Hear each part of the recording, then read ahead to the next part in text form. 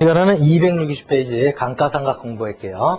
자, 지금 지난 시간에 공부한 내용에 우리가 유형자산을 취득할 때 어떻게 할래? 그랬어요. 자, 이제 취득은 했고요. 취득한 다음에 이제 가치가 감소하게 돼 있어요.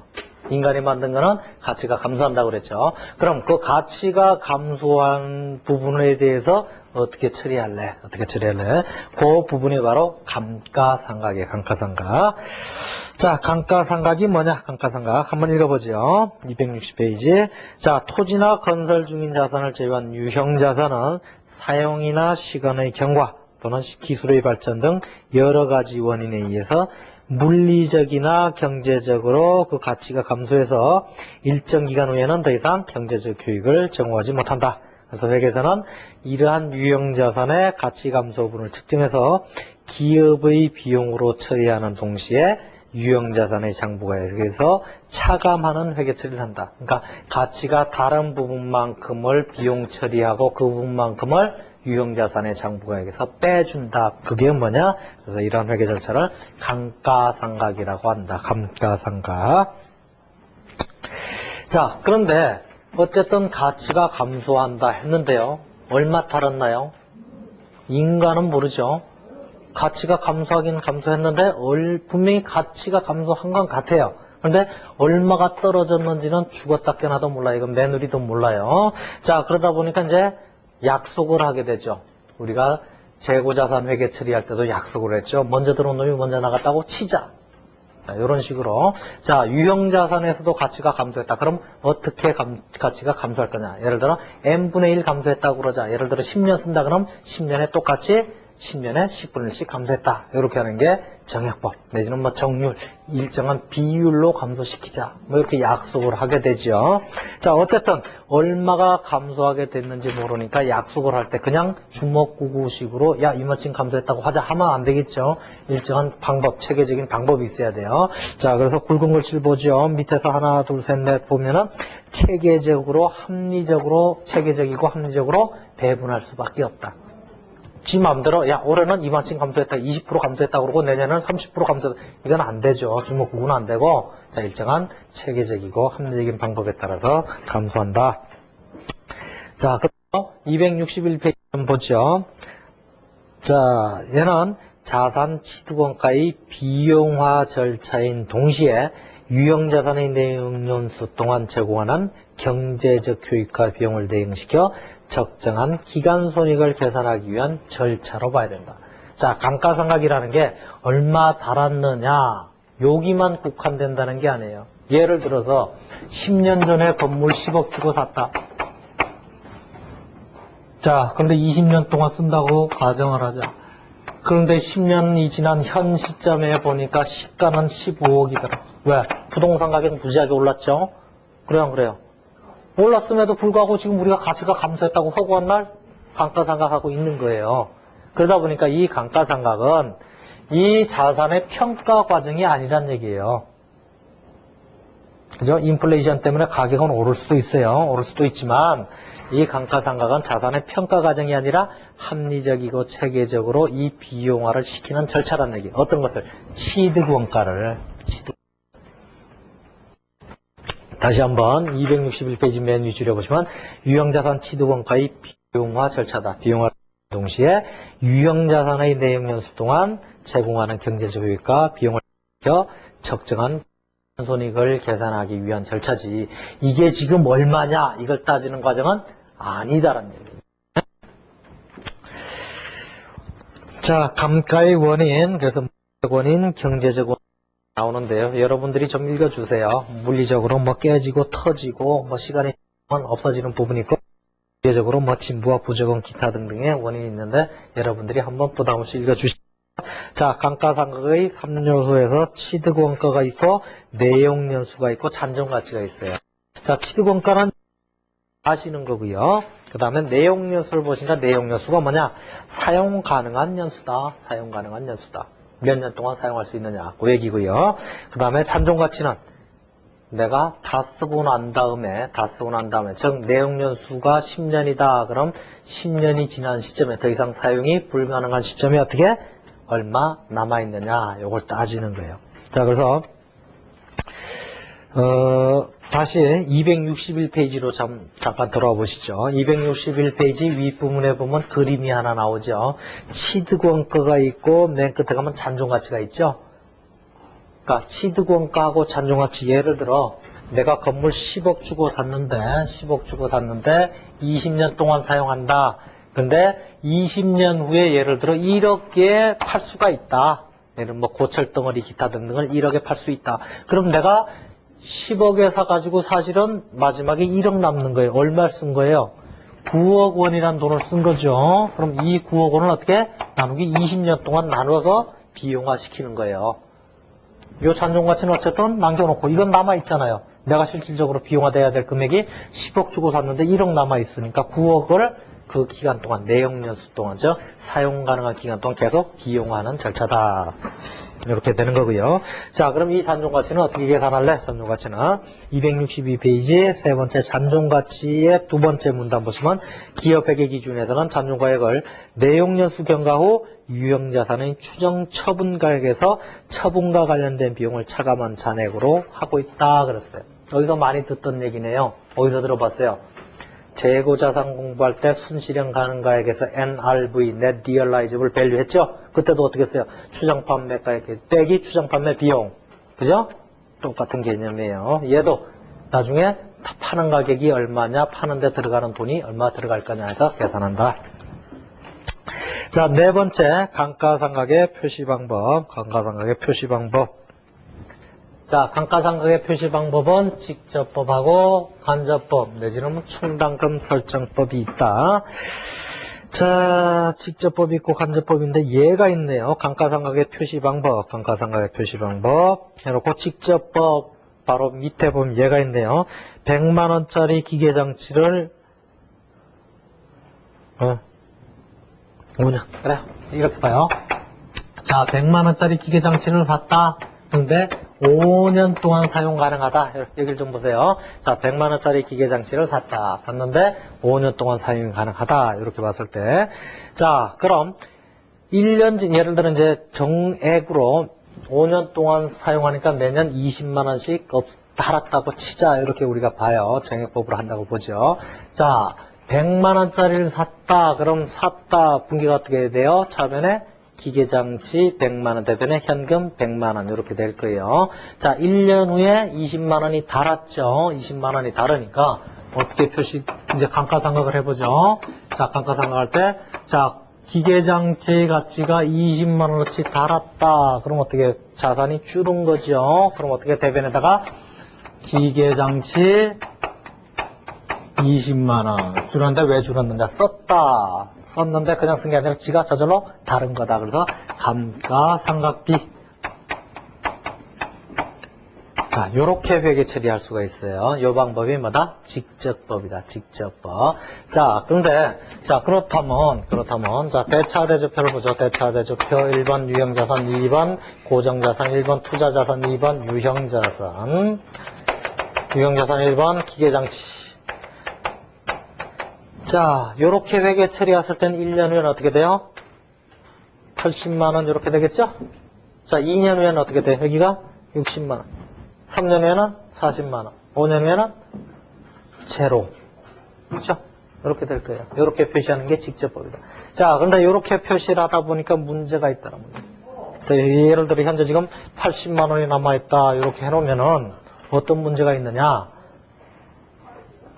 자, 이거는 지금 실질적으로 이만큼이 남아있는 게 아니죠. 우리가 그렇다고 한 거예요. 자, 첫 번째 이렇게 했을 때는 취득원가가 얼마였는데 지금 이만큼 남았냐가 안 나오고 단순히 어쨌든 얼마를 생각했는지 모르지만 현재 80만 원어치 남아있어. 요 얘기밖에 안 되는 거예요. 그러니까 취득원가가 얼마인지 몰라요. 그래 안 그래요? 그리고 예를 들어 다 썼다. 5년이 지나갔다. 그럼 여기 어떻게 돼요? 제로 이렇게 되겠죠? 그래 안 그래요? 5년 하면 제로. 그런데 사실 우리가 내용연수 5년 했지만 5년 지나서 딱 그냥 갖다 버려요? 어쨌든 쓰고 있죠. 한 1년은 더 쓸 것 같아요. 그런데 열심히 쓰고 있어요. 그럼에도 불구하고 5년 딱 지나면 어떻게 돼요? 빵. 그러면 빵이니까 여기서 빠져야 돼, 안 빠져야 돼? 빠져야 되는 문제가 있어요. 그죠? 그런 문제가 있어요. 그리고 취득원가를 모르고 두 번째 지금까지 비용화된 게 얼마냐? 모르죠. 현재 상태만 나타내니까. 그러니까 지금까지 비용화된 게 얼마냐? 세 번째, 그 내용 요소 종료 후에 그렇게 표시가 됐어. 그러니까 이런 문제가 있다. 이런 문제가 있으니까 야 이렇게 표시하지 말고 얘가 지금 이제 직접법이고요. 그러니까 직접법에 그런 문제가 있다는 얘기예요. 그래서 이제 우리가 간접법 내지 충당금 설정법을 쓰는데요. 자 어떻게 하는 거냐? 감가상각비는 동일해요. 감가상각비는 동일하고 여기다 어떻게 하냐면은 감가상각 가치가 감소한 부분에 누계액으로 쓰잖아요. 감가상각 누계 20만 원 이렇게 쓰잖아요. 이렇게 쓰면서 이게는 어떻게 표시할 거냐? 여러분 1. 기계장치. 자 기계장치는 원래 100만 원치 있었죠. 하고 표시하는 방법이 자 지금까지 가치가 감소한 감가상각 누계액이 20만 원 있었다. 그래서 현재 80만 원 남았다. 이렇게 표시하는 거예요. 자, 그러다 보니까 이렇게 하니까 처음에 100만 원 주고 샀구만. 지금까지 비용화 처리된 게 20만 원. 그래서 80만 원치 남았네. 어때요? 일목요연하게 우리가 재고자산에서 뭐 매출원가 같은 거 좀 뭐 쭉 한 거 있죠.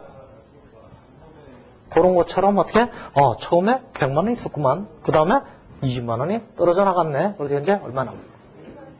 꼭 요 표시가 대손 충당금하고 비슷하죠. 표시 방법은 똑같고요. 그죠? 논리가 비슷하잖아요. 그렇게 표시를 할 때 기계장치에서 바로 빼주지 않고 어떻게 감가상각 누계액이라는 개념을 사용해서 유형자산의 취득원가액에서 차감하는 형식, 차감하는 게 아니죠. 차감하는 형식으로 기재한다. 이게 간접법이다. 충당금 설정법 내지 간접법 이렇게 한다. 그래서 현재 어떻게 한다? 간접법에 의해서 회계 처리한다. 간접법에.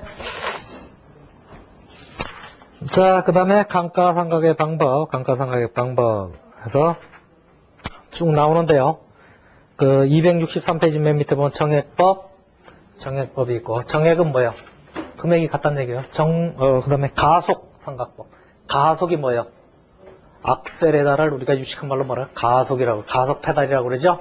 그러니까 악셀에다를 팍 밟으면 어떻게 돼요? 빨리 나가죠? 안 밟으면 빨리 안 가고요. 그러니까 얘는 빨리 상각하자는 얘기예요. 그 다음에 비례법은 또박또박 비례해서 하자. 비례해서. 자, 정액법 보죠. 정액법 264페이지 정액법. 뭐가 정해졌다고? 금액이 정해진 거예요. 그래서 여러분들 전철 탈 때 요새 뭐 교통카드로 하지만 정액권이라는 게 있죠. 5,000원권, 만원권. 금액이 딱딱. 자, 정액법은 뭐냐? 그 첫째 줄 굵은 균등하게 배분하자. 굵은 것이 균등하게 배분하자. 예제 9번을 보죠. 자, 미래는 2001년 초에 기계장치 330만 원짜리를 샀다. 내역연수는 3년이고 잔존과액은 30만 원이다. 3년 동안 쓰고 남아있는 금액이 30만 원치 남아있대요. 그럼 얼마를 비용화 처리한다? 300만 원. 그런데 3년 동안 똑같이 하자. 정액으로 하자. 그럼 어떻게 해요? 나누기 n 하면 되죠. 그럼 330만 원 빼기 30만 원. 요게 우리가 감가상각을 해야 되는 금액이에요. 나누기 3년 하는 거예요. 3년. 그러니까 매년 얼마씩? 100만 원씩. 그러니까 회계처리를 보세요. 차변 감가상각비 100만 원. 대변에 감가상각 누계액 100만 원. 2차 년도가 됐다. 차변 감가상각비 대변 감가상각 누계액 100만 원. 3차 년도가 됐다. 차변 감가상각비 대변 감가상각 누계액 100만 원. 노가다죠. 자, 그 밑에 뭐 참고해서 감가상각비가 그렇게 됐고요. 감가상각 누계라는 게 쌓는다는 뜻이죠. 그러다 보니까 처음에 100만 원, 그 다음에 200만 원, 그 다음에 300만 원 이렇게 될 거고 외창부가액은 다 끝나면 30만 원만 남을 거예요. 자, 정액법의 장단점 여러분들이 좀 부담 없이 읽어주세요. 부담 없이 읽어주시고요. 그 다음에 가속상각법. 가속상각법은 빨리 상각하자는 얘기예요. 빨리 상각하자. 자, 사실 그러다 보니까 정액법은 시간의 함수다 이렇게 보면 돼요. 사실은 시간이 지나면 무조건 가치가 감소가 발생한다 이렇게 보는 거예요. 시간의 함수. 그런데 가속상각법은 사실은 빨리 상각을 하자. 왜? 기계장치가 처음일 때는 효율이 좋아요, 나빠요? 새 거일 때는 고장도 안 나고 효율이 좋아요. 그러니까 돈을 많이 버는 거죠. 돈을 많이 버니까 많이 버는 만큼 뭐가 많이 대응돼야 돼요? 돈을 많이 벌었으면 비용도 많이 들어갔겠죠.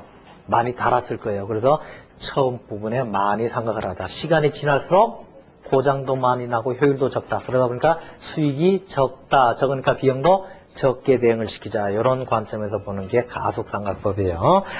자, 가속상각법의 역시 장단점 좀 읽어주시고요. 가속상각법의 첫 번째가 정유리예요. 이제는 금액이 같은 게 아니라 뭐가?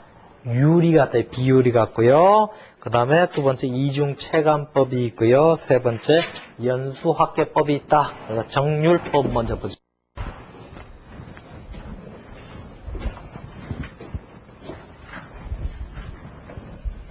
정률은 뭐가 정해졌다?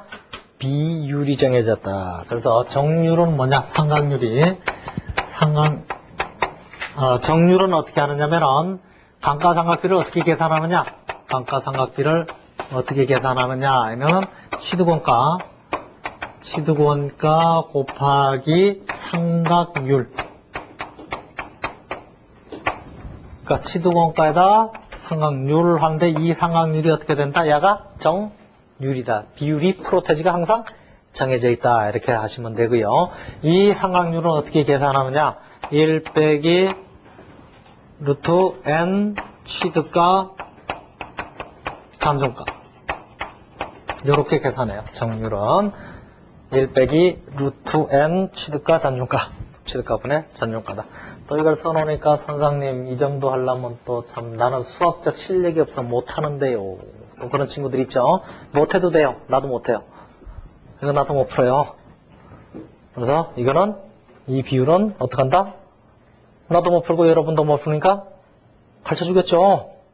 지금 수학 시간이 아니잖아요. 우리는 수학에서 잘 해서 갖다 주면 그거 잘 이용하면 되는 거지. 우리가 지금 이걸 갖다가 이걸 어떻게 뭐 이걸 이쪽으로 돌리면 n분의 1이고 뭐 계산할 이유가 없잖아요. 왜? 수학 시간이 아니니까. 그래서 몰라도 된다. 몰라도 되고 줄 거다. 이거예요. 줄 거다. 자, 근데 어쨌든 이렇게 계산한 비율을 계속 곱한다. 취득원가가 아니라 이게 장부가액이에요. 장부가액에다 계속 곱해나간다. 장부가액에다 계속 곱해나간다. 예제 10번을 보죠. 그 예제 10번 잠깐 위에 보시면 당구장 표시 있죠. 당구장 표시하고 상각률의 잔존가액이 이미 고려되어 있으므로 감가상각비 계산 시에는 잔존가액을 고려할 필요가 없다. 여기서 이제 장부가액 곱하기 상각률 했어요. 장부가액 곱하기 상각률. 그런데 이 비율 계산할 때 잔존가치가 이미 반영되어 있으니까 여기서는 잔존가치 신경 쓸 거 없다. 그냥 때려 곱하면 된다. 이거예요. 자, 그래서 예제 10번 보니까 위 예제 구의 자료에서 정률법에 의한 감가상각비를 계산해봐라. 그럼 어떻게 해요? 1 빼기 루트 3 n이 뭐다? 내용연수의 3년, 취득가가 330만원, 잔존가가 30만원. 이렇게 계산을 하면 얼마가 나오느냐? 0.55가 나와요. 비율로 나오죠. 프로테지. 그러면 0.55, 즉 55%씩 계속 비용화 하는 거예요. 비용화. 그런데 특이한 게 이게 장부가액이에요. 그래서 또 어떤 사람은 55%씩 하면요. 말도 안 되잖아요. 왜? 3년인데 처음 하면 55%고 두 번 하면 110%인데요. 그게 아니라 어디에? 장부가액. 남아있는 가액의 55%씩. 그래서 첫 해는 330만 원이죠. 그냥 330만 원에다 바로 55%를 곱하는 거예요. 근데 330만 원에 바로 곱한다. 300만 원에 곱하는 게 아니에요. 왜? 이 비율의 잔존가가 고려가 됐으니까 장부가액 처음 사자마자 330만 원이죠. 그 330만 원에 55%를 곱한다. 그래 곱해보니까 181만 5천 원이에요. 자, 그럼 이게 어떻게 해요? 자변 감가상각비 181만 5천 원 대변 감가상각률액 181만 5천 원 이렇게 하면 돼요. 자, 두 번째는 어떻게 해요? 장부가액에다 곱하라고 그랬어요. 그러니까 처음에 330만 원을 썼는데 장부가액이 얼마예요? 거기서 181만 5천 원 뺀 금액의 55%. 나머지 금액의 55%를 때리자는 거예요. 자, 그리고 3차 년도에는 어떻게? 1차 년도에 181만 5천 원, 2차 년도에 또 나온 거 거기다가 다시 55%를 해야 돼요. 그러니까 3차 년도에는 330만 원에서 1차 년도 거 빼고 2차 년도 거 빼고 곱하기 0.55 해서 얼마 해야 돼요. 자, 그런데 여러분들이 마지막 연도에는 조금 주의를 해주셔야 될 게, 마지막 연도에 조금 주의를 해주셔야 될 게, 자, 원칙적으로는 이렇게 해야 되는데, 우리의 감가상각의 대목표는 뭐예요? 취득원가 빼기 잔존가액 만침만 비용으로 떨어낼 거예요. 그죠? 감가상각의 대전제는 어디까지 비용화 뜨는 거다? 내가 취득한 금액에서 나중에 내용연수가 끝난 다음에 남아있을 잔존가치를 빼고 그 차액만을 계속 나눠서 비용화 처리하는 거예요. 그러다 보니까 이렇게 했을 때 지금 요 프로테지가 들어가다 보니까 단수 차이가 날 수가 있어요. 금액이 크면 클수록 단수 차이도 크게 나겠죠. 왜? 이 부분에서 단수 차이가 크게 날 수가 있어요. 예를 들면 몇십억 되면 0.01%만 해도 커지죠. 그러다 보니까 마지막 연도에는 원칙적으로 이렇게 해야 되는데 사실은 마지막 연도에 한계가 어디다? 내가 330만 원을 주고 샀으면은 결국은 30만 원 빼고 즉 300만 원을 비용화 뜰 거예요. 비용화 뜨는데 1차 연도에 뜬 거, 2차 연도에 뜬 거 빼고 나머지 차액만 추가적으로 뜨면 되겠죠? 이해되죠? 그러니까 두 개 다 해보는데 거의 마지막 연도에는 다 그냥 요렇게 하면 돼요. 요렇게 해서 30만 원 빼기 1차 연도 한 거, 2차 연도 한 거 이렇게 빼면 돼요. 1차 연도에 감가상각한 거, 2차 연도에 감가상각. 그래서 그 합계가 300만 원이 될 때까지만 하면 된다.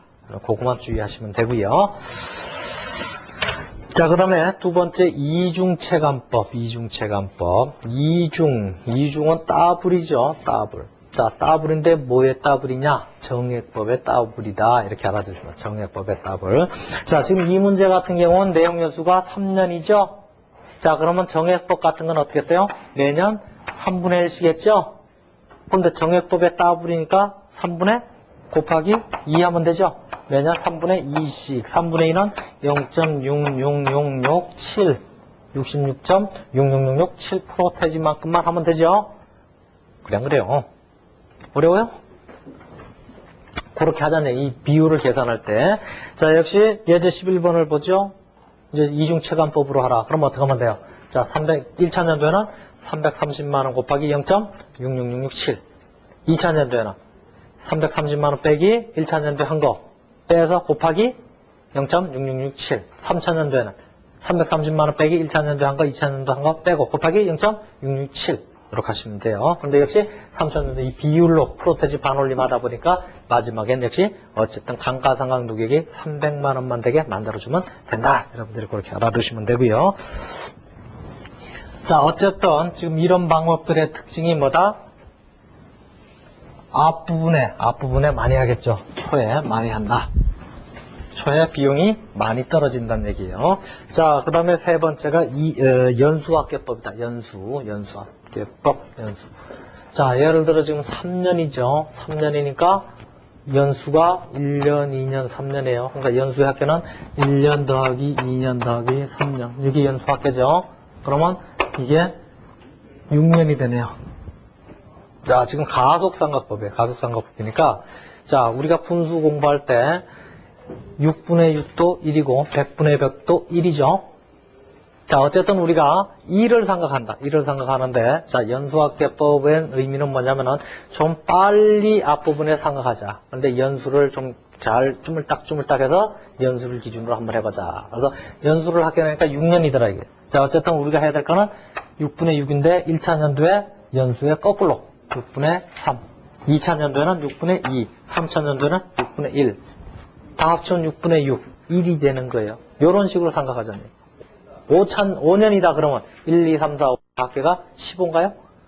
1차 연도에 15분의 5, 2차 연도에 15분의 4, 3차 연도에 15분의 3, 15분의 2, 15분의 1 이런 식으로 하잖아요. 자, 어쨌든 1이다. 자, 그런데 우리 목표가 얼마? 300만 원을 생각하는 거예요. 그러다 보니까 첫째는 곱하기 300만 원, 두 번째 300만 원. 이렇게 곱하는 거죠. 그래서 1차 연도에 6분의 3, 2분이니까 150만 원 상각이에요. 차변 감가상각비 대변에 감가상각 누계. 2차 연도에 3분의니까 100만 원이네요. 차변 감가상각비 대변 감가상각 누계. 3차 연도에 50만 원인가? 50만 원에 차변 감가상각비 대변 감가상각 누계. 이런 식으로 하는 게 연수합계법이다. 연수합계법.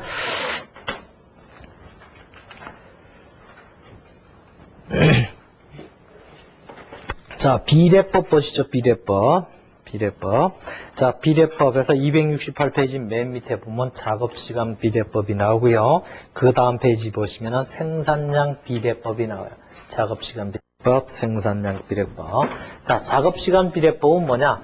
예를 들어 지금 기계장치를 하나 샀는데, 내가 이 기계장치를 이용해서 작업할 수 있는 시간이 10만 시간이다. 10만 시간이다. 그럼 1차 년도에 예를 들어 5만 시간 썼고요. 2차 년도에 3만 시간 썼고 3차 년도에 2만 시간 썼다. 이럴 수가 있죠. 더 이상은 못 쓰죠. 왜? 총 사용 가능한 시간이 10만 시간이다. 그럼 1차 년도는 어떻게 하면 제일 공평해요? 10만 분의 5만. 2차 년도에 10만 분의 3만. 3차 년도에 10만 분의 2. 그러니까 10분의 5, 10분의 3, 10분의 2씩 비용화 처리하는 게 작업시간 비례법이에요. 그 다음에 나오는 게 생산량 비례법이에요. 똑같은 얘기예요. 예를 들어 기계장치를 하나 샀는데 얘는 물건을 10만 개를 만들 수가 있다. 근데 첫 해에 5만 개 만들었다. 두 번째 3만 개 만들었다. 세 번째 2만 개 만들었다. 그럼 첫 해 10분의 5를 비용화 떨고요. 두 번째는 10분의 3. 세 번째는 10분의 2씩 감가상각한다. 요거예요. 자, 이거는 뭐 한번 정의만 들어도 여러분들이 충분히 해결이 가능한 부분이 되겠죠.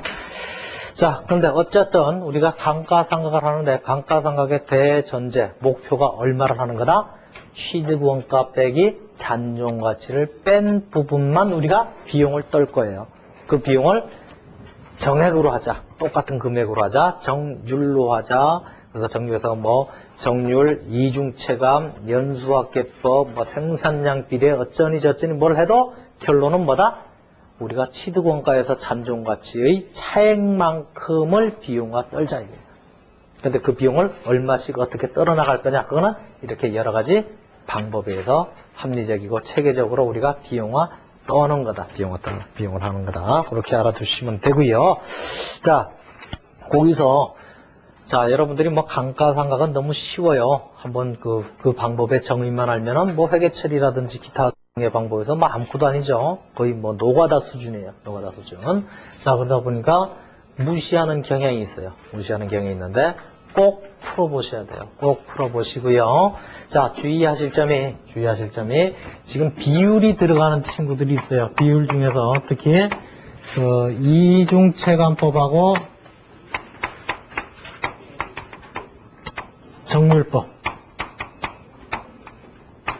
정률법 두 가지가 비율이 들어가죠. 비율 들어갈 때 우리 감가상각비를 계산할 때 장부가액에다 곱한다는 거예요. 이 비율을.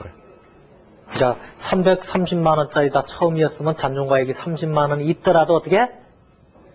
330만 원을 곱한다는 거예요. 근데 나머지 방법은 다 어떻게 써? 취득원가 빼기 잔존가치 곱하기 n분의 1 기타 등등의 방법을 썼죠. 근데 지금 이중체감법하고 정률법만큼은 어떻게? 꼭 장부가액에다 그냥 곱했다. 나머지는 꼭 취득원가에서 잔존가치를 뺀 금액을 기준으로 우리가 계산을 했다라는 것 여러분들이 꼭 알아두시고요. 너무 쉬우니까 사람들이 무시하다가 꼭 보면은 그 모든 문제에서 보면 함정 내지는 헷갈리는 부분이 딱 한 부분씩 있어요. 보통 요런 부분들이 돼요. 이제 어느 정도 이제 내공을 쌓다 보면 공부가 좀 길어지면 어때요? 이런 건 뭐 눈으로 대강 이러고 넘어가요. 근데 막상 시험장에서 그때 이게 잔존가치를 뺐나 기억이 안 나요. 거기서 헷갈린다. 그럼 거기서 한 5분 잡아먹고 좀 신나는 거죠. 내년에 나를 다시 봐야 되겠죠. 그러면 안 된다.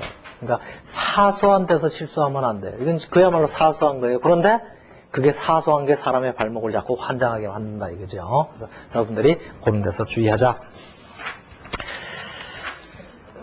자, 그 다음에 4절 자본적 지출, 수익적 지출 이렇게 나오죠. 자본적 지출, 수익적 지출.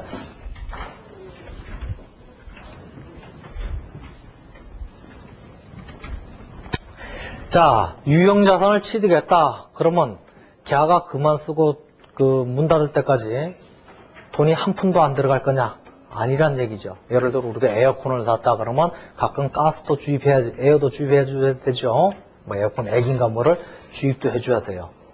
그리고 뭐 엘리베이터가 있다 그러면 엘리베이터 정기적으로 수선해야죠. 안 하면 가끔 떨어져요. 그럼 사람도 죽죠. 안 되더란 얘기. 그러니까 유형자산을 사면 그걸로 끝나는 게 아니라 그거에 대한 지출이 계속적으로 발생할 수도 있다는 얘기예요. 심지어는 뭐 단순한 기름칠도 해줘야 될 때가 있어요.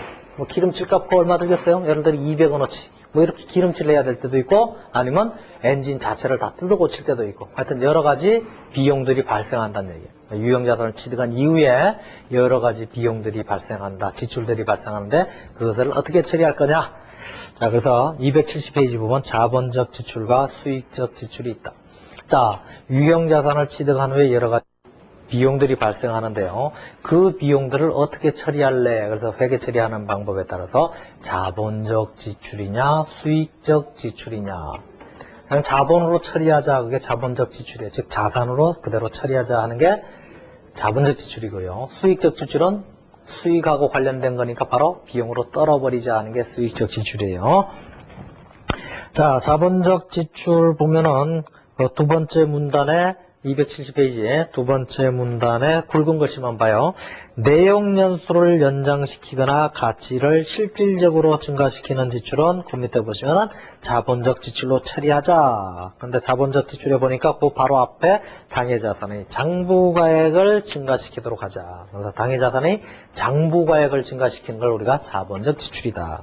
자, 그 밑에 보시면은 그 밑에 줄에 원상을 회복시키거나 능률 유지를 위한 지출은 수익적 지출로 하자. 그러면 그 앞에 수익적 지출 앞에 단어를 보니까 당기의 비용으로 처리하자. 자, 유형자산을 취득한 후에 여러 가지 비용이 발생이 되는데 그것을 당해 자산의 장부가액을 증가시킬 거냐,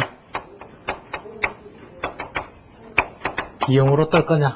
이런 두 가지 방법이 있다. 그래서 자산의 장부가액을 증가시키는 지출을 자본적 지출이다. 비용으로 뜨는 걸 수익적 지출이다. 그렇게 표현을 해요. 자, 그런데 자본적 지출은 내용연수를 증가시킨다. 돈을 투자했더니 더 길게 사용을 한다. 내지는 자산의 가치가 그만큼 올라갔다. 이런 건 자본적 지출이고요. 그렇지 않은 것은 바로 비용으로 떨자. 자, 그래서 271페이지 보면은 자본적 지출을 해서 어떻게 회계 처리하느냐. 바로 유형자산하고 올려주고 대변에 현금. 수익적 지출은 그냥 무슨 비용 대변에 현금. 이렇게 바로 처리하면 되는 거예요.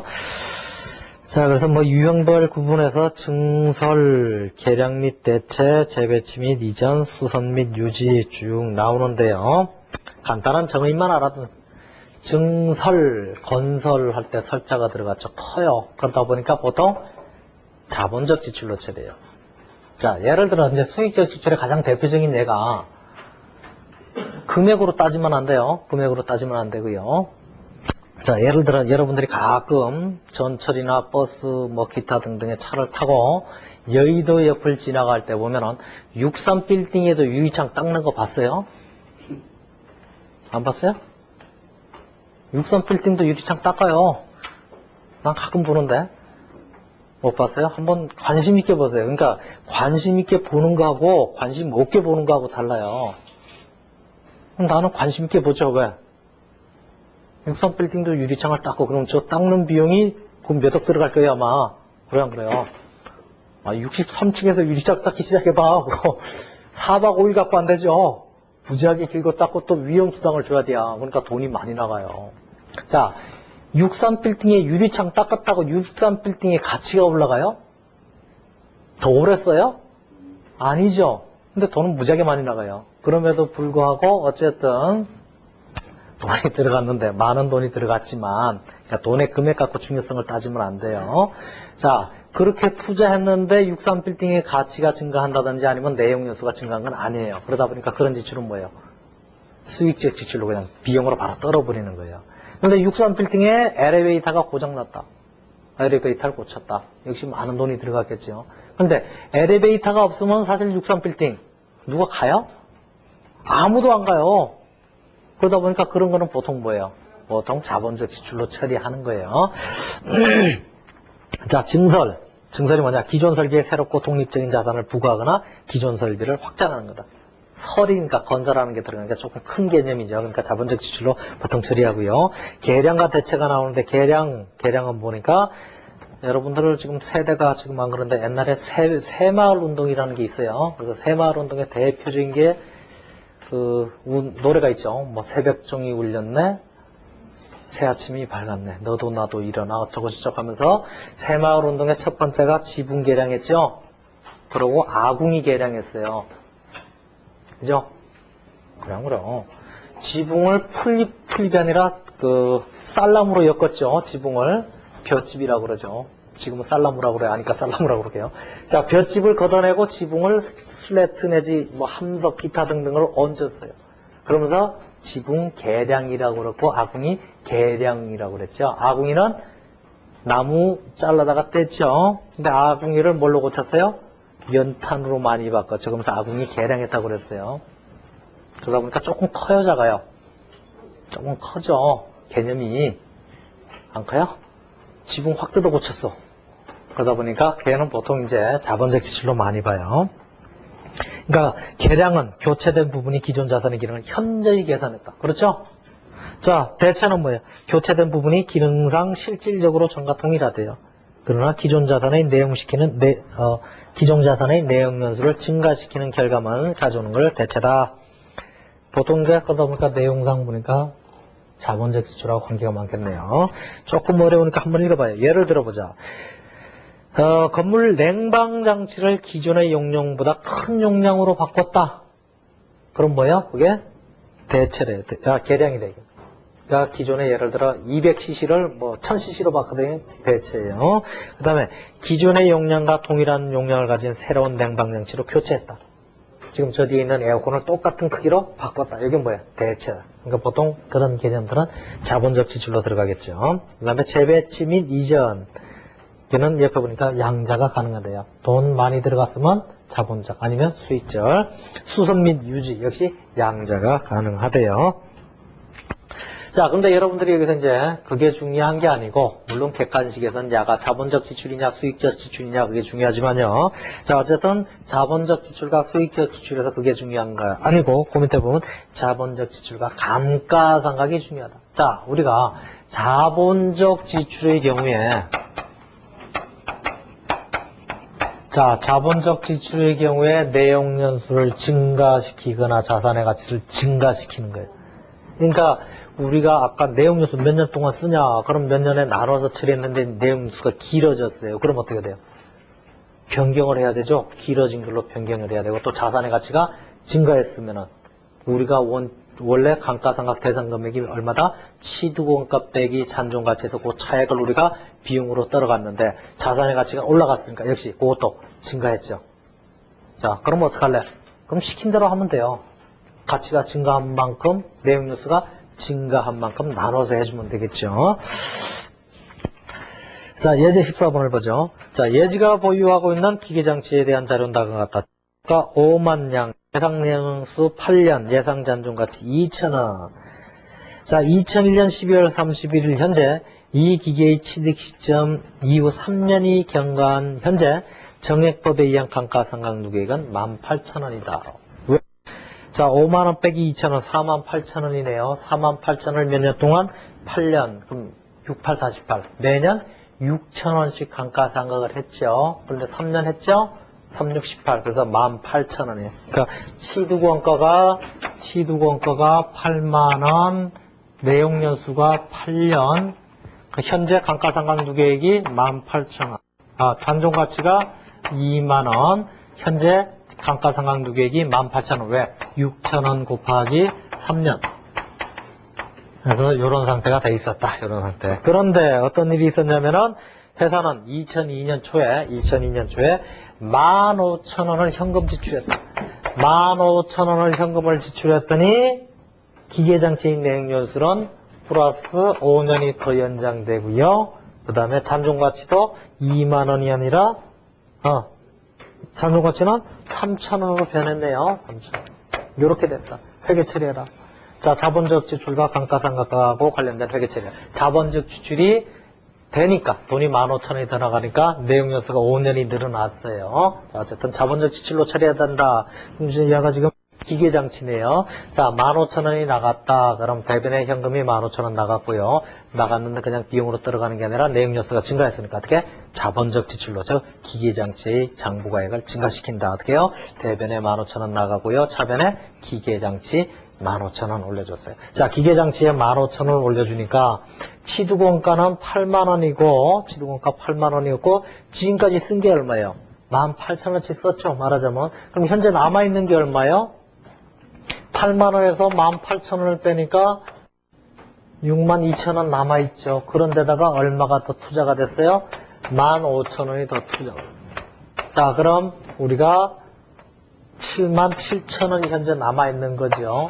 자, 그럼 이제 77,000원을 비용화 처리해야 되는데 앞으로 남아있을 게 3,000원 남아있대요. 그럼 총 우리가 얼마를 추가적으로 비용화 처리해야 된다? 3,000원을 빼서 74,000원을 비용화 처리해야 된다. 그런데 몇 년 동안 처음에 8년 쓸 줄 알았는데 이걸 하니까 5년이 늘어났죠. 그럼 몇 년이에요? 13년이에요. 13년인데 현재 몇 년 지나갔어요? 3년 지나갔죠? 그러니까 남아있는 건 3년 남아있어요. 10년 남아있죠. 그럼 얘를 나누기 10년에서 매년 감가상각을 해야 돼요. 차변 감가상각비 7,400원. 대변의 감가상각비에 7,400원. 객관식 같은 데서는 거의 뭐 단골 메뉴로 왜 4,400원이지? 야를 잘못 썼구만. 5만원이에요. 5만원. 5만원이니까 뭘 빼야 되나? 3만원 빼야 돼요. 3만원을 빼니까 44,000원 맞네요. 그러니까 10년 4,400원 되네요. 야, 제가 왜 이렇게 했냐? 이렇게 하면 안 된다라는 걸 보여주기 위해서 일부러 이렇게 했죠. 사실은 그냥 실수했어요. 근데 나는 실수해도 되죠. 왜? 나는 뭐 시험하고 관계없어요. 그러나 여러분들은 시험장에서 일했다가는 난리가 나겠죠. 난리가. 자, 그 다음에 이제 처분에 대해서 살펴보죠. 처분. 자, 그래서 이런 부분들은 객관식 같은 경우는 단골 메뉴예요. 단골 메뉴. 문제도 내기도 쉽고 내서 문제가 잘못될 확률도 적고요. 그러면서 시간도 어느 정도 여러분 시간을 충분히 뺏을 수 있는 테마가 되죠. 조금 말을 길게 써주면 복잡하니까 읽다가 시간 다 가는 거예요. 그러니까 객관식에서는 아주 문제 내도 끄떡없는 문제예요. 괜히 이상한 문제 좀 잘났다고 잘못냈다가 어떻게 돼요? 올해 수능처럼 난리가 나요. 맞아주고요. 근데 이런 문제는 아무리 내도 조금 길게 내도 틀릴 이유가 없죠. 문제에 오류가 있을 이유가 없으니까 이런 문제는 거의 뭐 단골 메뉴가 돼요. 자, 그 다음에 처분이에요. 처분. 처분은 뭐 간단해요. 처분은 간단해서. 예를 들어 지금 장부에 5만원이 있다. 5만원짜리인데 6만원에 팔았다. 그럼 5만원짜리를 6만원에 팔으면 좋죠. 남는 거죠. 얼마 남았어요? 만원의 이익이 생기죠. 그게 처분이익이에요. 유형자산 처분이. 그런데 6만원짜리를 5만원에 팔았다. 그러면 만원 손해 갔죠. 처분 손실이에요. 자, 그런데 여러분들이 주의하셔야 될 게 뭘 주의해야 되느냐? 유형자산 같은 경우에는 딸린 식구가 있어요. 딸린 식구가. 자, 여러분들이 예를 들어 시집장가를 간다. 그럼 특히 이제 여자분들이 시집 간다. 그러면 이제 집을 떠나죠. 집을 떠나요. 집 떠날 때 지가 쓰던 거 다 들고 가요. 안 들고 가요? 자기가 쓰던 거 다 들고 가죠. 그러니까 지금 유형자산도 지가 쓰던 걸 데리고 나가야 돼요. 유형자산 같은 경우에 지가 데리고 있던 애가 누구예요? 지금 유형자산을 우리가 그냥 직접법에 의해서 차변 감가상각비 대변 기계장치 뭐 이런 식으로 뺐으면 아무런 문제가 없어요. 그런데 우리가 표시가 어떻게 돼 있어요? 유형자산은 취득원가가 표시가 돼 있고 그 밑에 감가상각 누계액이 있단 말이에요. 유형자산이 나갈 때 저하고 관련된 식구는 다 데리고 나가. 그러니까 유형자산이 팔렸다. 그럼 반드시 주의해야 될 게 감가상각 누계액을 같이 데리고 나가야 돼요. 같이 데리고. 자, 예제 15번을 보죠. 예제 15번. 뭐 273페이지 맨 위에 보면 뭐 박스 하나 그려놓고 뭐 처분 이익이냐 처분 손실이냐 더 이상은 우리 그런 데 연연하지 말자고요. 읽어볼 필요도 없죠. 내가 들고 있는 것보다 비싸게 팔았으면 이익일 거고 싸게 팔았으면 처분 손실일 거예요. 그런데 뭐 팔았어요? 유형자산 팔았죠? 그 앞에다가 유형자산자 붙여주면 돼요. 모든 자산에 통일된 거예요. 자, 예제 15번. 다음 유형자산의 처분에 관한 거래를 회계 처리해봐라. 취득원가 30만원 감가상각 누계액 17만원짜리 비품을 10만원에 팔았다. 자, 지금 취득원가 30만원 누계액 17만원 그러니까 얼마짜리란 얘기예요? 13만원짜리란 얘기예요. 13만원짜리를 얼마에 팔았다? 10만원에 팔았다. 손해 갔네요. 3만원. 그죠? 자, 그러면 그대로 여러분들이 써주면 돼요. 자, 일단 뭘 팔았죠? 비품이네요. 비품. 팔고 뭐가 들어왔어요? 돈 들어왔어요. 차변, 현금 얼마 들어왔어요? 10만 원 들었어요. 자, 뭘 팔아먹었어요? 비품. 비품 얼마짜리예요?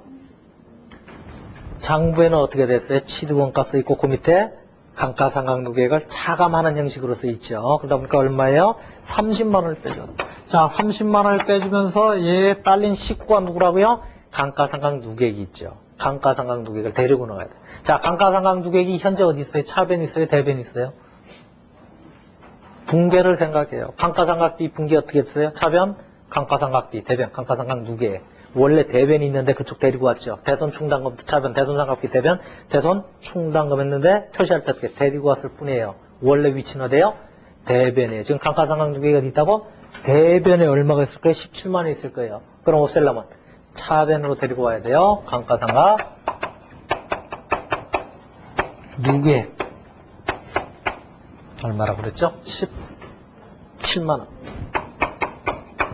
자, 보니까 저쪽은 30만 원, 이쪽은 27만 원이니까 이쪽이 3만 원 모자라네요. 그러니까 이게 뭐예요? 차변이니까 손실이죠? 무슨 손실? 유형자산 처분 손실이라는 거죠. 근데 뭐 칸 채우기에 불과하죠. 칸 채우기에 불과해요. 자, 우리가 그러고 이미 13만 원짜리 10만 원에 팔았으니까 3만 원 손해 갔다고 이미 문제 읽으면서 끝냈어요. 제대로 된 거죠. 자, 두 번째, 취득원가 200만 원, 감가상각누계액 90만 원, 즉 장부가액이 얼마란 얘기예요? 장부가액이 110만 원짜리라는 얘기예요. 장부가액 110만 원짜리를 150만 원에 팔았다. 비싸게 팔았네요. 40만 원 남았네요. 자, 그럼 역시 회계 처리하면. 자, 차변에 뭐 들어왔어요? 현금 얼마 들어왔대요? 150만 원. 150. 아니네. 현금 100만 원 받고 나머지는 나중에 받기로 했대요. 나중에 받으니까 현금은 100만 원 받고 나중에 50만 원 받을 거죠. 아직 안 받았어요. 아직 안 받았다 뭐다? 미수금이다. 미수금. 자, 대변에 뭐 팔아먹었다? 건물 팔아먹었다. 건물 얼마로 돼 있어요? 내가 200만 원 주고 샀죠. 200만 원 주고 샀는데 딸린 식구가 누가 있었다? 감가상각 누계액이 있다. 감가상각 누계액이 90만 원이네요. 자, 저쪽은 200만 원, 이쪽이 240만 원이네요. 그죠? 그러니까 40만 원이 비네요. 이쪽이 40만 원 쓰시고 어떻게? 이익 생겼네요. 왜 생겼다? 유형자산 처분이익이다. 처분. 자, 그렇게 하시면 되고요. 그런데 이제 여기서 여러분들이 조금 주의하셔야 될 게 지금은 다 연말에 팔았다 내진 연초에 팔았다 이제 요런 가정인데요. 예를 들어 중간에 팔았다 이게. 예를 들어 자 1월 1일이고 12월 31일. 자 예를 들어 5월 31일 날 팔았다 이렇게 가정을 해요. 자 그런데 이 감가상각은 언제 하는 거라고 그랬어요? 연말에 하는 거예요. 지금 우리가 뭐 각종 자산의 평가, 감가상각, 대손상각 요건 다 연말에 하는 결산 과정에 있는 거예요. 그러다 보니까 자 요때가 전에 이제 12월 말일 거고요. 자 지금 장부에는 어떻게 기재되어 있냐면 요때 했더라도 자 그럼 요때 팔았으면 요 기간 동안에 감가상각 발생했죠. 달았을 거 아니에요. 요 기간 동안. 그럼 요 기간 동안에 다른 것도 계산을 해야 돼요. 계산을 해야 되는데 우리가 감가상각, 대손상각, 기타 자산의 평가를 다 언제 한다? 12월 31일 날. 그러니까 요때 다 평가를 하고 요 이후에는 평가했다 안 했다? 안 했어요. 그리고 언제 하냐? 요때 할 거예요. 근데 이미 요때 판단 말이에요. 팔다 보니까 어떻게? 요때 팔 때는 지금 장부에는 작년 말 기준으로 다 적혀 있다는 얘기예요. 장부에는. 그럼 팔아먹을 때는 어떻게 적어도 팔아먹는 자산에 대해서는 요때까지 감가상각 다시 계산하고 난 다음에 얼마냐 해서 팔아먹는 회계처리를 한다는 얘기예요. 그러니까 회계연도 중간에 팔아먹을 때는 어떻게? 일단은 1월 1일부터 파는 시점까지 기간 동안 비용 떨고요. 비용 처리한 다음에 다시 그걸 기준으로 장부가가 얼마냐를 따져가지고 평가손익을, 처분손익을 계산해야 된다. 그것만 여러분들이 주의하시면 아무런 문제가 없죠. 자, 예제 16번을 보죠. 자, 취득원가 300만원 내역연수 3년 잔존가치 제로인 기계장치를 2001년 초에 구입하여 정액법으로 상각하던 중 2002년 7월 1일에 200만원을 처분하고 대금은 현금으로 받았다. 유형자산에 대한 처분에 대한 회계처리를 해봐라. 자, 지금 아무것도 안 주어졌어요. 1년 초에 구입했대요. 2001년 초에 구입하고 언제 팔았대요? 2002년 7월에 팔았대요. 그러니까 2001년도에 감가상각 한번 했을 거고요. 근데 지금 보니까 취득원가가 300만 원이고 잔존가치가 제로예요. 그죠? 그래요, 안 그래요? 제로죠. 그러다 보니까 매년 얼마씩 감가상각을 했을까요? 매년 100만 원씩 했겠죠. 100만 원씩. 그럼 산 경우 어떻게? 2001년 초에 차변, 이게 뭐지? 기계네요. 기계장치 300만 원을 샀을 거고요. 대변에 현금 이렇게 했을 거고요. 그 다음에 2001년 말에 어떻게 분괴를 했을까요? 차변, 감가상각비 얼마? 100만 원. 대변에 감가상각 감가상각 누구에 100만 원 이렇게 된 상태에서 그 다음에 2002년 7월 1일인가요?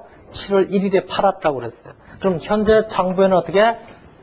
기계장치 300만 원, 감가상각 누구에 100만 원 이렇게 돼 있을 거예요. 그러더라도 어떻게? 1월 1일부터 6월 30일까지 비용을 떨자. 비용을 어떻게? 1, 2, 3, 4, 5, 6이네요. 7월 1일. 괜히 또 잘난 척 한다고 12 빼기 7 하면은 망조 드는 거예요. 꼭 그 답이 있어요. 조심하세요. 12 빼기 7 하면 안 돼. 12 빼기 7 하면 얼마예요?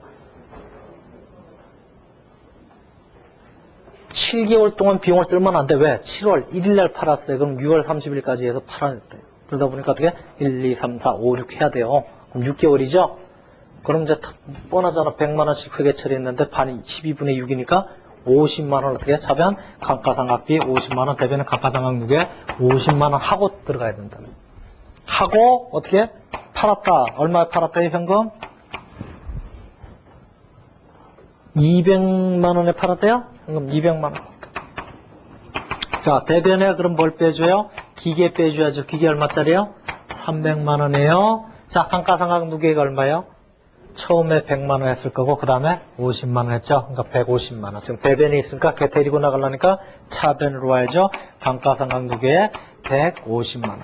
자, 그럼 이쪽에 350, 저쪽에 300이니까 이쪽에 50만 원 비네요. 이러면서 이익이 생겼죠. 왜? 팔았잖아요. 그래서 처분이 유형자산 처분이. 간단하죠? 요거만 여러분들이 주의하시면 돼요. 객관식 같은 경우에는 조금 꽈서 나온다면은 그냥 팔아먹은 걸로 나올 거고요. 조금 꼰다면은 이렇게 한 번 더 네가 감가상각비 계산한 다음에 팔아먹어 이렇게 나오는 거예요. 그러니까 수준이 쉽냐 어렵냐는 딱 그 차이예요.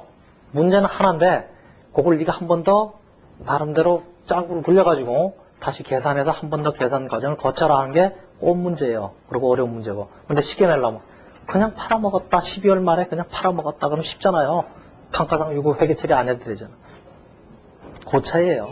묻는 거는 똑같아요. 두 번째, 비자발적 처분과 보험. 자, 비자발적 처분과 보험. 그냥 바로 문제로 들어가죠.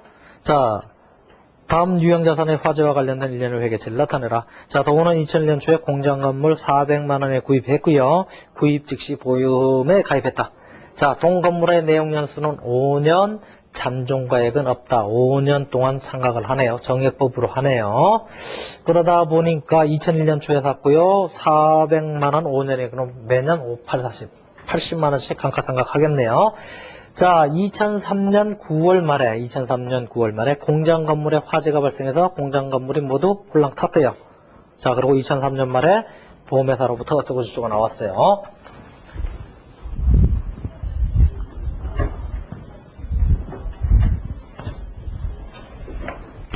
자, 지금 문제를 보니까 2001년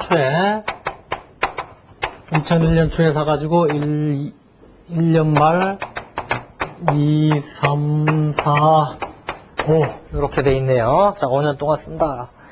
자, 그랬는데 보니까 언제 홀라당 탔냐? 2003년 9월 말에 공장에 화재가 발생했대요. 그러니까 한 번 감가상각, 두 번 2003년 1년 말, 2년 말, 2003년 9월인가요? 9월 말에 홀라당 탔대요. 9월 말. 자, 그러다 보니까 장부에는 이까지 감가상각은 돼 있을 거고요. 그러면 홀라당 탔으니까 일단은 보험금을 받든 못 받든지 간 일단 홀라당 탔으니까 자산이 감소했죠. 자산이 감소했으면 일단 장부에서 빼줘야 돼요. 자, 일단은 빼줄 때 어떻게 해? 요때까지는 비용이 떨어져 나갔죠. 9개월 동안의 비용. 어떻게 계산해요? 차변, 대변. 차변에 일단 비용 잡자. 감값이 얼마? 지금 뭐 400만원에 샀나요? 400만원? 400만원. 그럼 어떻게 계산해요? 여기는 400만원 곱하기 몇 년? 5분의 1년 곱하기 근데 12분의 몇 개월 동안? 9개월 동안 비용이 됐다. 그죠? 9개월 동안 써먹었잖아요. 그러니까 비용 떨어야 돼. 일단은 감가상각비 먼저 계산하자. 그래서 계산하니까 얼마냐?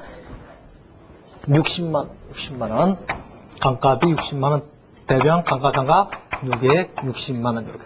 자, 장부에 보니까 기계장치가 얼마로 돼 있어요? 기계장치가 현재 400만원으로 돼 있고요. 감가상각 누계액이 얼마예요? 80만원씩이라고 그랬죠? 80만원, 80만원, 60만원. 8, 26, 220만원인가요? 220만원. 이렇게 표시가 돼 있을 거예요. 장부에는. 그래서 180 이렇게 돼 있겠죠. 맞나? 맞죠? 자, 그런 상태에서 불이 홀라당 났다. 불 홀라당 나면 보험회사에서 즉시 보험금 주나요? 아니죠. 일단 어떻게 해요? 얼마가 탔냐 와서 따지고 누구 때문에 탔냐 다 따지고 난 다음에 줄 거예요. 자, 그런데 어쨌든 나는 이미 자산이 타서 날라갔어요. 날라갔으니까 나는 뭐 해야 된다? 일단 자산에서 빼주자. 자산에서 빼주자. 자, 빼주려니까 기계장치였나요? 건물이에요, 건물? 자, 건물이 날라갔죠? 일단 건물 빼요. 건물 얼마짜리예요? 400만원짜리 뺐어요. 자, 빼면서 동시에 나가야 될 게 감가상각 누계액이다. 감가상각 누계액 얼마짜리? 220만원짜리. 자, 그런데 보험회사에서 지금 아무런 얘기가 없죠. 자, 아무런 얘기가 없어도 어쨌든 받을지 안 받을지 모르지만 아직 보험회사하고 쇼부를 쳐봐야 돼요. 결산이 아직 안 끝났어요. 그러다 보니까 어떻게? 미결산에서 180만원을 일단 미결산으로 잡아옵니다. 나중에 보험회사하고 따로 얘기하겠다. 이렇게 하고 난 다음에 그리고 12월 초에 보험금 확정액이 230만원이다. 줄게 하고 통지가 왔어요. 아직 받았어요? 안 받았어요? 안 받았죠. 안 받았지만 어쨌든 내가 보험회사로부터 230만원을 받을 권리가 확정됐어요. 그러다 보니까 어떻게 해요? 돈 받았어? 안 받았어? 안 받았지. 안 받았으니까 뭐예요? 미수금 230만원을 받기로 했다. 자, 그러면서 여기 이제 여기서 결산이 난 거죠. 그래서 미결산을 일단 빼줘요. 미결산 180만원을 빼주면서 내 지금 자산이 얼마가 탄 거예요? 사실은 180만원에 탔죠? 탔는데 얼마 받았어요? 230만원 받았죠? 불나서 돈 벌었네. 불나서 돈 버는 게 아니라 불났는데 뭘 들어나서? 보험 들어나서 돈 버는 거죠. 불나서 돈 버는 게 아니죠. 그럼 좋지. 불났는데 보험을 들었기 때문에 돈 벌었어요. 그래서 왜 생겼다? 이익이 생겼는데 보험 때문에 차익이 생겼다. 그래서 여기가 보험 차익이다. 50만원인가요? 자, 요렇게 기재하시면 돼요. 자, 그래서 간혹 요런 게 1차에서 간혹 나고요. 특히 이제 1차에서 날 때 어떤 문제들이 나냐면은 보험 불이 났다. 불이 홀라당 났는데 보험회사에서 그걸 평가했다. 현재 가치로 내진 현행 가치로 평가해봤다. 그 현행 가치는 뭐하고 관련이 깊으냐. 그래서 보통 이제 그런 문제가 한 2번 났어요. 객관식 같은 데서. 볼 때 그게 뭐냐. 현행 가치로 평가하면 이렇게 불났을 때 현행 가치로 평가했다 그러면 그거는 목적 적합성하고 관계가 있죠. 적시성. 왜? 그 돈이 나가야 돼요. 그 돈이. 그래서 그게 적시성. 그래서 목적 적합성. 그거하고 관련되고요. 자, 조금만 쉬었다가 계속 하도록 하죠.